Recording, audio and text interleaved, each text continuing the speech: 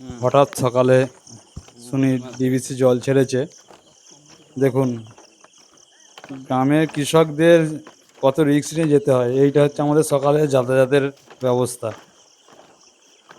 Poultry কোনো ক্রমে বাঁধে রাখা হয়েছে যে যাতে ভেসে না যায়, কেন এই পোলগুলি অনেক খরচা, সেটা আমাদের কৃষকদেরকেই করতে হয়।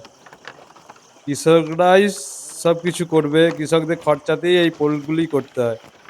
আর কৃষকদের জীবনের ঝুঁকি নিয়ে দেখুন, আমাদেরকেই পারাপার করতে হয় জীবনের ঝুঁকি নিয়ে।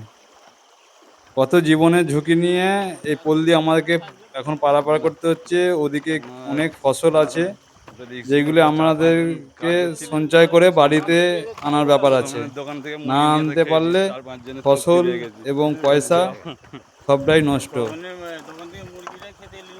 এই বন্যা আমাদের অনেক ক্ষতি করে দেয়। এই বন্যাটাকে একটু রুখার চেষ্টা করুন, নাহলে কৃষক অনাহারে, আগের বছর ধান আমরা পাইনি, এবছরও না ধান পেলে অনাহারে মরবে।